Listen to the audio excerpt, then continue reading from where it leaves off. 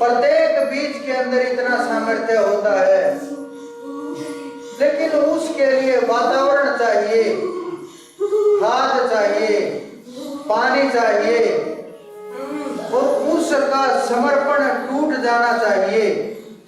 जब तक वो टूटेगा नहीं तब तक अंकुर नहीं फूट पाएगा, और जब वो टूट जाएगा तभी उसके अंदर अंकुर फूट आएगा।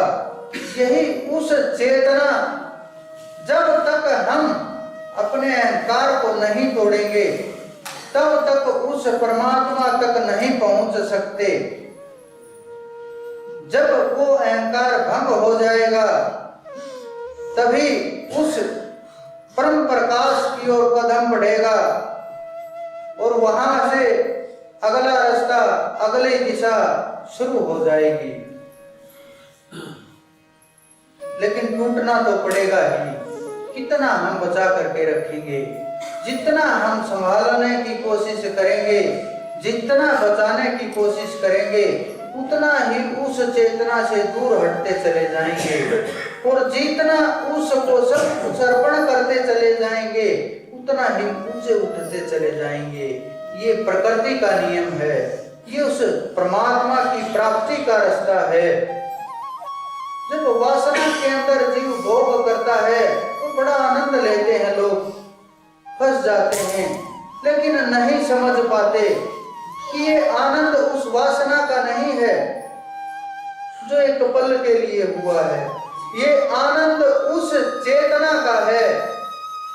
जब वो कुंडलिनी हली, थोड़ी सी उसमें छटपटाहट हुई तो उस आनंद का अनुभव हुआ। वहीं से ये आनंद प्रकट होने की खोज महसूस करता है, और जब ये पूरी तरह से जग जाएगी और शिखर की ओर बढ़ने लगेगी तब कितना आनंद होगा आप विचार भी नहीं कर पाओगे, आप सोच भी नहीं कर पाओगे, आप कल्पना से भी नहीं सोच पाओगे कि कितना आनंद होगा जब वो सर्प रूपी कुंडलिनी पूरी तरह से जग जाएगी। किस तरह से आगे बढ़ती चली जाएगी। इस 6 फुट के शरीर के अंदर भी 3 फुट दूर ही उस परमात्मा का वास है, लेकिन खोजने वाले, पहुंचने वाले लाखों अरबों करोड़ों कोस दूर बताते हैं। बड़ा आश्चर्य होता है मुझे बहुत बार, जो अपने को बहुत बड़े बड़े महात्मा मानते हैं, बहुत आश्चर्य होता है किस तरह से जीवों को गलत दिशा दे रहे हैं, कहाँ भटकाव की ओर ले जा रहे हैं, कहाँ इस मार्ग से दूर ले जा रहे हैं, कहाँ उल्टा भाग रहे हैं। बड़ा आश्चर्य, क्योंकि ये कुंडलिनी एक एक चक्कर का भेदन करते हुए मूलाधार, स्वादिष्ठान, मणिपुर, अनाहत, विशुद्ध, आज्ञा, सहस्त्रकल कमल, गुरु कमल, और इन से होते हुए उन 10वें द्वार से पार हो करके 12वें द्वार से जब पार होती है, 10 द्वार से भी ऊपर 2 द्वार हैं, जब उन द्वारों से ये कुंडलिनी पार होती है तब उस अनंत का रूप हो जाती है। यही जीव शिव का रूप हो जाता है, परम चेतना की प्राप्ति होने लगती है, एक एक अनुभव अलग अलग होने लगता है। लेकिन भय,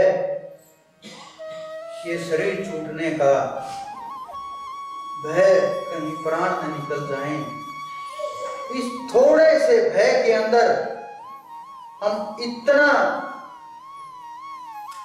खो देते हैं जिसका कभी भरपाई ही नहीं हो सकती।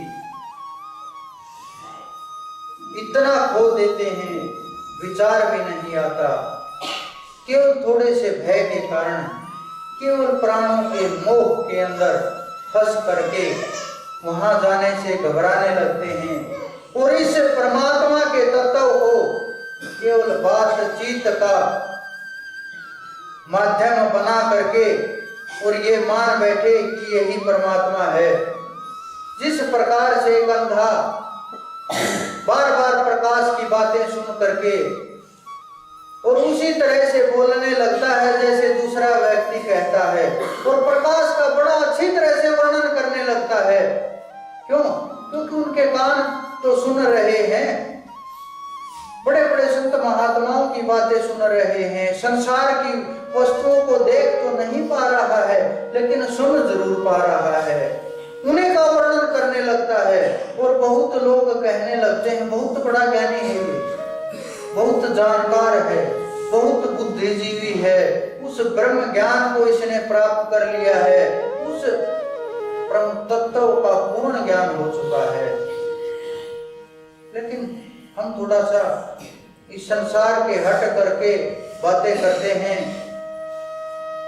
मैं ये मानता हूं कि किसी को आज तक पूर्ण ज्ञान हुआ ही नहीं, चाहे स्वयं राम ही क्यों न हुए, चाहे स्वयं श्री कृष्ण ही क्यों न हुए, वो मेरे गुरु हैं, श्रेष्ठ हैं, 16 कला अवतार हैं, थे नहीं कहूंगा, हैं कहूंगा, क्योंकि वो हर समय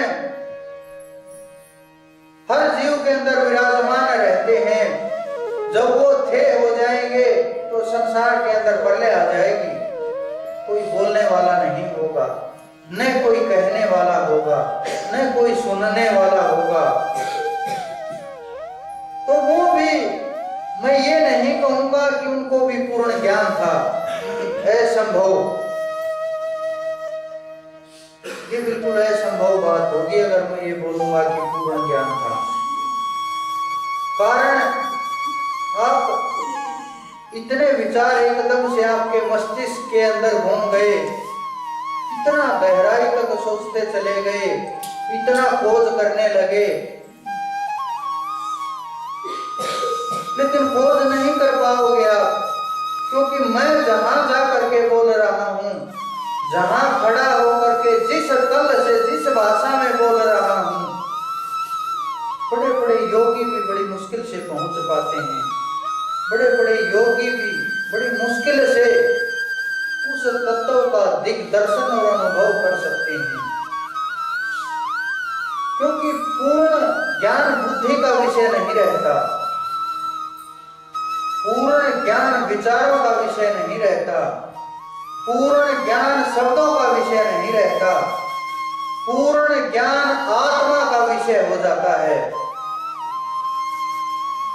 जिस प्रकार से सागर की गहराई का अनुभव किया जा सकता है, मापी नहीं जा सकती, कहीं कितना गहरा है, कहीं कितना गहरा है, सागर के अंदर जल नहीं मापा जा सकता।